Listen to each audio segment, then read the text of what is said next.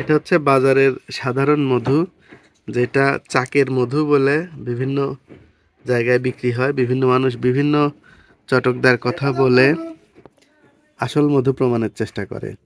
এই মধুটা আমরা আজকে পানিতে ঢেলে টেস্ট করব। তার সাথে এটা হচ্ছে আমাদের অরিজিনাল চাকের সাদা মধু, আর এটা হচ্ছে কালোজিরা সিজনের মধু।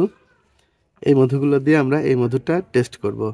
আরেকটা অরিজিনাল মধু হচ্ছে এটা, সেটা হচ্ছে চাকের বড় মৌমাছির মধু।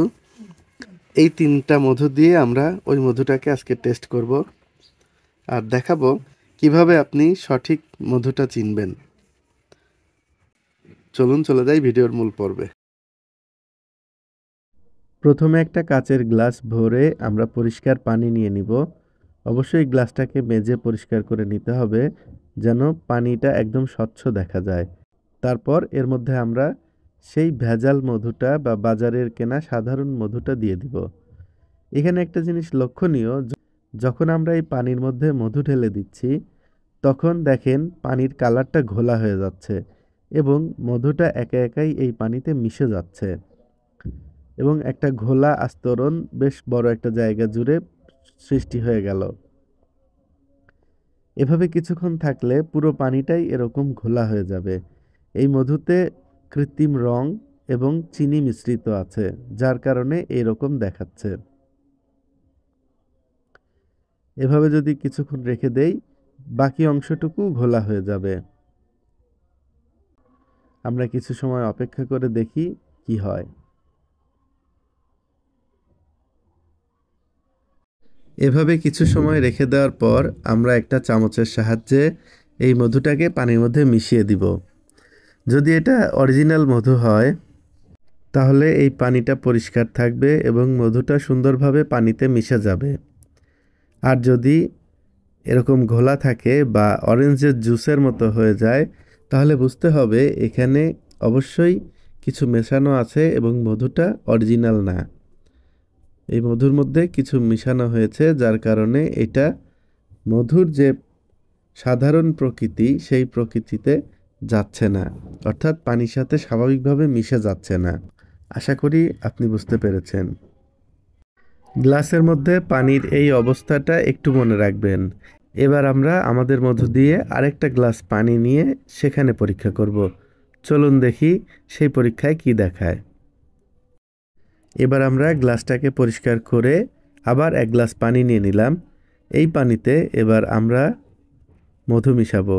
প্রথমে মিশাবো প্রাকৃতিক চাকের সাদা মধু, যে মধুটা স্পেশালি সাদা ফুল থেকে তৈরি হয়। মৌমাছিরা যখন শুধুমাত্র সাদা ফুল থেকে মধু কালেকশন করে তখন মধুর কালারটা এরকম হালকা হয়। এই মধুটা আমরা প্রথমে দিব, তারপর আরও 2টা মধু দিব।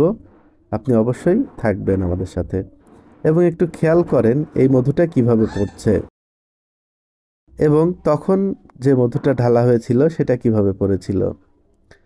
এবার দেখেন এর মধ্যে মধু দেওয়ার ফলে পানির রং একটুও পরিবর্তন হয়নি এবং মধুগুলো একদম নিচে গিয়ে চুপ করে বসে আছে, কোনো কিছুই পরিবর্তন নাই। এই অবস্থায় যদি আপনি দিনের পর দিন রেখে দেন তাহলে এই মধু কোনোভাবেই এই পানির রঙকে পরিবর্তন করবে না বা একা একা পানিতে মিশেও যাবে না। ঠিক এভাবেই থাকবে। আপনি উপর থেকে পানি ফেলে দিলে নিচে ঘন মধু এভাবেই পেয়ে যাবেন। চলুন এটা আমরা একটু আলোতে ধরে দেখি। আলোতে ধরার পর দেখা যাচ্ছে গ্লাসটা একদম স্বচ্ছ, একদম পরিষ্কার। এর মধ্যে কোনো মধু দেওয়া হয়েছে বলে মনে হচ্ছে না। চলুন এবার আমরা এর মধ্যে আরও মধু দিব। এবার আমরা একটা চামচের সাহায্যে এই মধুটাকে পানির মধ্যে মিশিয়ে দেব এবং মেশানোর পর দেখবেন পানিটার রং অপরিবর্তিত রয়েছে। মধুটা খুব স্বাভাবিকভাবে সুন্দরভাবে পানিতে মিশে গেছে। এটি হচ্ছে একটা ভালো মধুর নমুনা। আপনি যখন কোনো ভালো মধু পানিতে দেবেন সেটা স্বাভাবিকভাবে পানিতে মিশে যাবে এবং পানির রং কোনোভাবেই পরিবর্তন হবে না। চলুন আমরা এবার এর মধ্যে কালোজিরার সিজনের ঘন গাঢ় রঙের একটা মধু এর মধ্যে দিয়ে দেই। এখন দেখেন মধুটা কত সুন্দরভাবে নিচে পড়ছে এবং দেখে মনে হচ্ছে গলিত সোনা, লিকুইড গোল্ড আমরা এর মধ্যে ঢালছি এরকম দেখে মনে হচ্ছে। এবারেও মধুটা গিয়ে চুপ করে বসে থাকবে, পানিতে একা একা কখনোই মিশবে না এবং পানির রং একদম অপরিবর্তিতই থাকবে, ঠিক আগেরটার মতো। দেখুন দেখতে কি সুন্দর দেখাচ্ছে। এবার আমরা চামচ দিয়ে আবার মধুটাকে পানির সাথে মিশিয়ে দেব। তারপরেও দেখবেন পানি আগের মতোই অপরিবর্তিত আছে। বলেন কেমন দেখলেন বিষয়টা? পানিটা সামান্য কিছুটা পরিবর্তন হয়েছে দুইটা মধু মেশানোর কারণে, তবে এখনও আগের মতো ঘোলা হয়ে যায়নি। এবার আমরা এর মধ্যে আরেকটা মধু মিশাবো, তখনও দেখতে পাবেন পানিটা কত সুন্দর পরিষ্কার আছে। এবারে এর মধ্যে প্রাকৃতিক চাকের বড় মৌমাছির মধুটা মিশিয়ে দিব এবং এবারে একটু বেশি পরিমাণে মধু দিব, যেন ভালো করে আপনারা বিষয়টা বুঝতে পারেন। দেখেন আগের দুইটা মধুর মতো এই মধুটাও নিচে গিয়ে বসে আছে এবং পানিকে কোনোভাবেই প্রভাবিত করছে না, এবং পানিও যেমনটা ছিল মধু ঢালার আগে ঠিক তেমনটাই আছে। একটু কাছের থেকে ভালো করে দেখুন, মধুটা একদম নিচে গিয়ে বসে আছে এবং কি সুন্দর লাগছে দেখতে। এবার আমরা একটু আলোতে নিয়ে দেখি, দেখেন পানিটা কতটা স্বচ্ছ দেখাচ্ছে, ঠিক আগের মতোই। এবার আমরা এটিকেও চামচ দিয়ে গুলিয়ে নিব। আমরা এবার চামচ দিয়ে ভালো করে মিশিয়ে দেওয়ার চেষ্টা করছি এবং দেখেন খুব সহজে মিশে যাচ্ছে। এবং এর মধ্যে ৩ ধরনের মধু দেওয়া হলো, বেশ অনেকটা পরিমাণ করেই।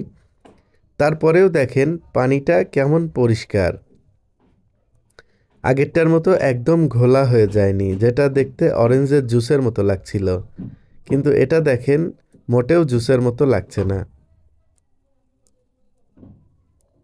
এভাবে আপনি বাসায় ঘরে বসে আপনার কাছে থাকা মধুটা পরীক্ষা করতে পারবেন এবং তখনই বুঝতে পারবেন যে আপনি আসলে টাকা দিয়ে মধুর বদলে কি কিনেছেন আর কি খাচ্ছেন।